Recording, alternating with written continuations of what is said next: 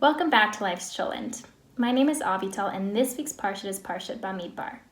And Parshat Bamidbar is a really unique and interesting Parsha because, in essence, the whole Parsha is a census of the Jewish people, a counting of the Jewish people. God commands Moses to take this census of the Jewish people, of all of the men who are of age, who are eligible to be part of the army, basically. All of the ones who would be eligible to fight in battle. Parsha Bamidbar opens the book of Bamidbar, which again, Bamidbar translates to in the desert.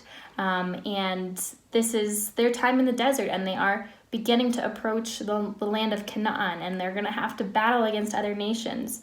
And so it makes sense to do a census, a counting of the people, to see how many eligible soldiers actually are there. And so they're counted by tribe. Reuben and Shimon and Yisachar and Zvulun, all of the tribes are counted except for the Levites.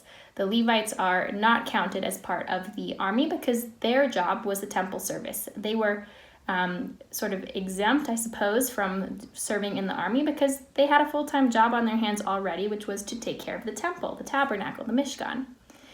And so the tribes are all counted, and then it talks about the way that the tribes would travel in a formation during their sojourn in the desert, that there would be a couple of tribes in the north, a couple in the west, a couple in the east, a couple in the south, and in the middle of all of the tribes was the Mishkan, the tabernacle.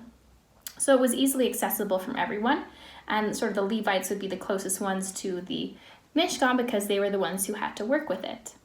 And then the Parsha goes on, and it does actually go ahead and it counts the Levites as well as a separate category. Then God tells Moses to count all of the Levites, and again by family of by the Levites came from all of the Levites are descendants of Aaron, and so they were heads of their households, and they were counted by their sub-tribal divisions.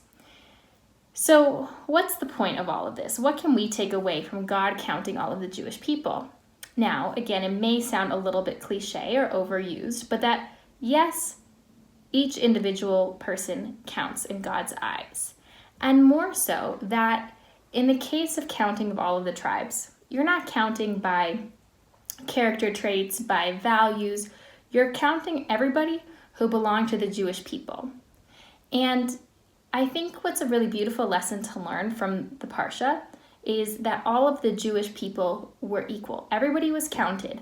Nobody was better or worse than another person. Every person who was eligible for battle was counted and included.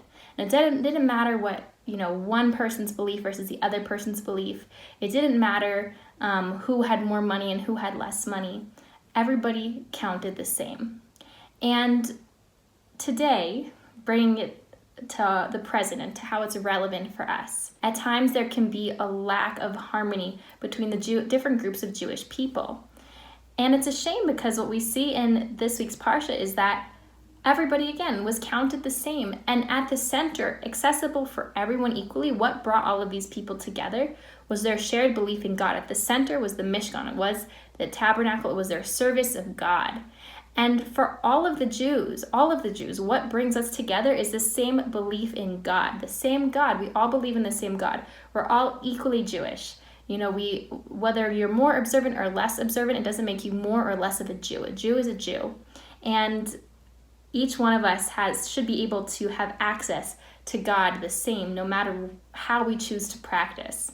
So I think that the structure of the counting of the Jewish people and the way that the Mishkan was in the middle between all of the different tribes so that everybody could reach it equally is something so beautiful that we can take away. That Judaism, that service of God needs to be equally accessible for everybody, and that we are all Jewish the same. There's not more Jewish or less Jewish. We're all equally Jewish, and that we are all brought together by this care and service and love for God. And that is something that all Jews can agree on, and it's something that really brings the bridges together between the different communities. And so I think that's a very beautiful lesson we can learn from this week's Parsha. I wish you all a wonderful week and a Shabbat Shalom, and I look forward to speaking with you next time.